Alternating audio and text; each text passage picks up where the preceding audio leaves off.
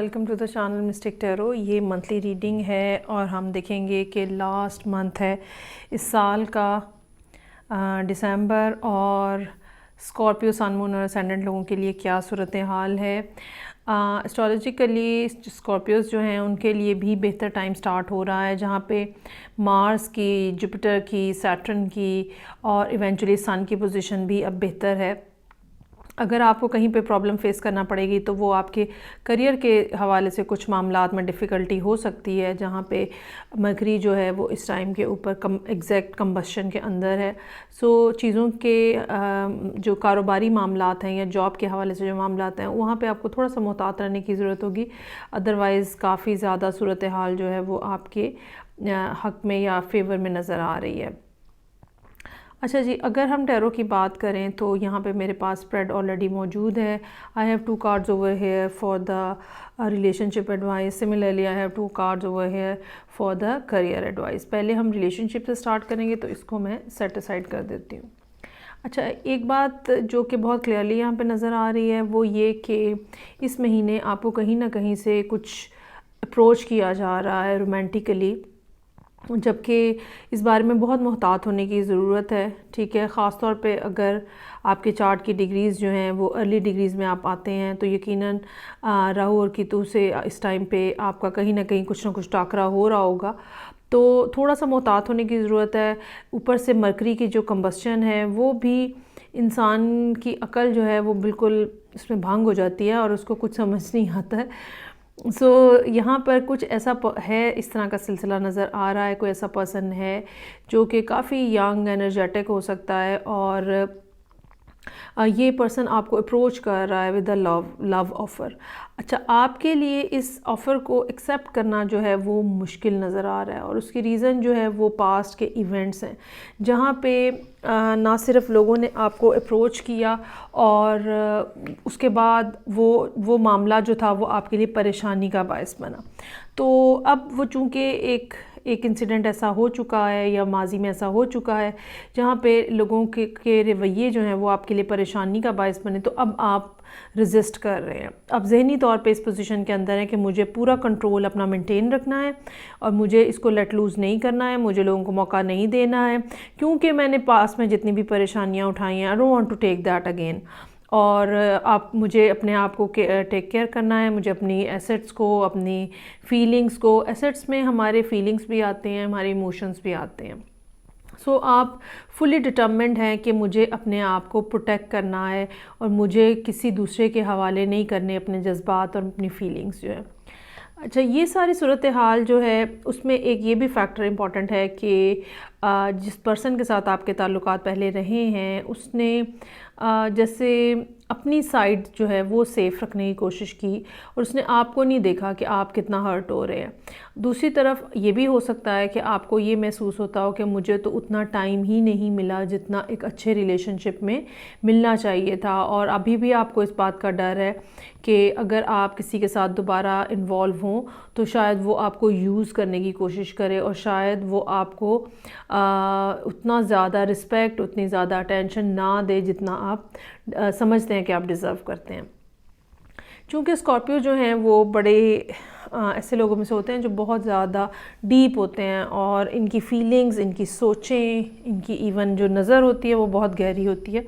सो इनके लिए सुपरफिशियल चीज़ें जो हैं, टाइमली टेम्परेरी चीज़ें जो हैं वो मैटर नहीं करती हैं। इनको डीप स्ट्रॉन्ग जो बॉन्डिंग होती है और रिलेशनशिप होते हैं, इनको उसी में इंटरेस्ट होता है। सो यहाँ पर भी आप उसी के लिए क्रेव कर रहे हैं कि एक ऐसा रिलेशनशिप हो जो कि स्ट्रॉन्ग हो, सुपरफिशियल ना हो। अच्छा, अब इसमें एक अच्छी बात जो है वो ये है कि चाहे महीने के आगाज़ में आप कितना ज़्यादा एक खौफ के अंदर, डर के अंदर नज़र आ रहे हैं, लेकिन बहरहाल एंड ऑफ द मंथ तक जाते जाते ये सूरत हाल जो है इस पर्सन के साथ बेहतर होती हुई नज़र आ रही है। आप यकीनन एक पॉजिटिव डायरेक्शन के अंदर मूव करते हुए नज़र आ रहे हैं। हाँ, ये ज़रूर है कि ये मूवमेंट जो है या ये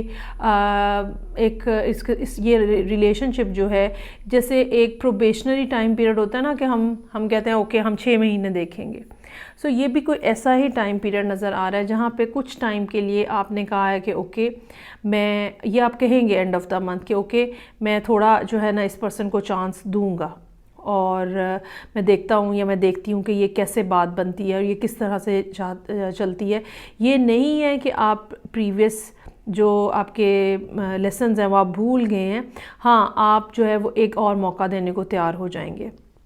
अच्छा, ये पर्सन जो है ये काम की जो जगह होती है, वर्क प्लेस लोग होते हैं, वो भी हो सकता है। ये भी हो सकता है कि ये आपके किसी एक दोस्त की वजह से आप दोनों की मुलाकात हुई हो और फिर आहिस्ता आहिस्ता जो है वो एक स्ट्रॉन्ग बॉन्डिंग की तरफ जो है वो इशारा मिल रहा है यहाँ पे। अच्छा जी, यहाँ पे जो एडवाइस के कार्ड्स हैं मेरे पास आपके लिए, उनमें से पहला कार्ड है have faith in your dreams. अगर आपने कोई ख़ास पर्सन सोचा हुआ है, किसी ख़ास तरह की पर्सनैलिटी सोची हुई है, then you need to remain faithful, you need to maintain that faith in your dreams. क्योंकि जितना ज़्यादा आपको फेथ रहेगा उतना ज़्यादा चांसेस हैं कि वो पर्सन जो है वो आपकी तरफ आएगा। दूसरा है you and your loved ones are safe. अच्छा, ये न्यू मून इन कैंसर है, चांसेस आर देयर कि कोई कैंसर रिलेटेड पर्सन, कोई और वाटर साइन हो जो कि आपको अप्रोच करे। और ये वाटर साइन जो है ये चूँकि आपके साथ बड़ा इसका एक मैचिंग बन रही है, सो चांसेस आर देयर कि एक अच्छा रिलेशनशिप बने।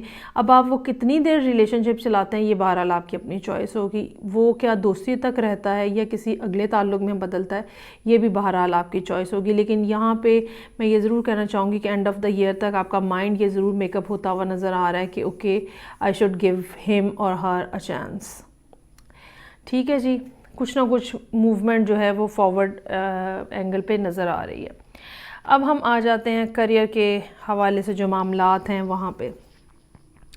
अच्छा जी, करियर में भी यहाँ पे कोई अपॉर्चुनिटी और ऑफ़र है जो कि जॉब के हवाले से नज़र आ रही है। और ये अपॉर्चुनिटी या ऑफ़र जो है ये ऐसी है कि जैसे कोई फैमिली में से, कोई फ्रेंड्स में से कोई जानने वाला ऑलरेडी आपको कुछ ऑफ़र करता है कि ओके आप उनके रेफरेंस के ऊपर किसी जगह पे अप्लाई कर देते हैं और जॉब मिलने के कुछ आसार बन जाते हैं। क्योंकि जॉब यहाँ पे बहरहाल मिलती हुई, कुछ ना कुछ जॉब मिलती हुई नज़र आ रही है। हालांकि ये टाइम पीरियड जो है ये काफ़ी तकरीबन 1 साल का हो सकता है, जो कि आपने काफ़ी मुश्किल गुजारा है। अच्छा, एक बात ये ज़रूर है कि इस जॉब के साथ कुछ ना कुछ ऐसी बात हो सकती है जो कि ट्रैवलिंग से रिलेटेड हो, डेली कम्यूट से रिलेटेड हो, कि आपको दूर जाना पड़े, ठीक है, किसी आउटस्कर्ट में हो या तो जॉब, या आप आउटस्कर्ट में रहते हैं तो वो मेन सिटी के अंदर हो। सो एक लंबा जर्नी डेली बेसिस के ऊपर आपको करना पड़ेगा। दूसरी बात ये कि अगर आपको ये भी नज़र आ रहा है कि इस जॉब में पैसे कम हैं, पेमेंट कम है, तो आपको इसके ऊपर ज़्यादा परेशान नहीं होना चाहिए, बल्कि आपको ये सोचना चाहिए कि यहाँ इस जगह पे जॉब करके आपको नया क्या सीखने को मिल रहा है। क्योंकि कार्ड से इशारा कर रहे हैं कि there is something which is there and you can learn from this place. यहाँ पे जो लोग काम कर रहे हैं, यहाँ पे जो इन्वायरमेंट है, यहाँ पे जो चीज़ें हैं, so there is something which you can learn. और बॉस जो हैं यहाँ पे वो भी आपके साथ अच्छे नज़र आ रहे हैं, इन अ सेंस के वैसे तो बॉस होता है, ठीक है, उसका काम है कि कंट्रोल करे चीज़ों को, लेकिन ये कि वो बहुत ज़्यादा कोई हार्श या रूड नहीं नज़र आ रहा, और उसने अपनी रूडनेस को एक सोफिस्टिकेटेड अंदाज में कवर किया हुआ है। सो ये काम के हवाले से चीज़ें हैं। जहाँ तक एडवाइस की बात है, सबसे पहले सोलमेट है। अच्छा, सोलमेट जो है एक ख़ास रेफरेंस में आता है वैसे तो, लेकिन बाज़ दफ़ा क्या होता है कि ज़रूरी नहीं है कि सोलमेट्स के साथ हमारा रिलेशनशिप जो है वो इंटीमेट किस्म का ही हो, ठीक है, दोस्ती में भी सोलमेट होते हैं। सिमिलरली ये भी हो सकता है कि ये, जैसे कि मैंने कहा कि जॉब आपको किसी फैमिली फ्रेंड के रेफरेंस से मिली है, तो जॉब आपको किसी सोलमेट के रेफरेंस से मिली हो, कोई ऐसा जो कि आपके बहुत करीब है। और दूसरा कार्ड जो है वो एक्सपेंशन का है, जो कि यहाँ पे 3 ऑफ पेंटिकल के साथ मैच हो रहा है। ठीक है। और ये हमें ये बता रहा है कि ये जॉब जो है या ये काम जो है ये आपके लिए एक्सपेंशन लेकर आएगा। अगले 1.5 से 3 साल का टाइम पीरियड ऐसा हो सकता है जो कि आपको मुख्तलिफ़ चीज़ें सीखने का मौका मिले, और उसमें अब अगर आप अपनी बना लें, एक्सपर्टीज़ क्रिएट कर लें, तो यकीनन आपके लिए ये बहुत ज़्यादा फ़ायदेमंद होगा। अगर आपको जॉब इस महीने मिल रही है जो कि कहीं ना कहीं कुछ ना कुछ ऑफ़र नज़र आ रही है होते हुए, then you should accept that. उसके साथ जो जुड़े हुए छोटे मोटे प्रॉब्लम्स हैं उनसे घबराइएगा मत, उनसे परेशान मत होइएगा। लॉन्गर रन के अंदर ये काम आपके लिए बेनिफिशियल साबित होगा। ठीक है जी, ये हो गई रीडिंग जो कि स्कॉर्पियो लोगों के लिए थी। आई होप आपको अच्छी लगी होगी। फीडबैक का मुझे इंतज़ार रहेगा। मैं आपसे नेक्स्ट रीडिंग के साथ फिर मिलूँगी। तब तक के लिए अपना बहुत ज़्यादा ख्याल रखिएगा। खुदा हाफिज़।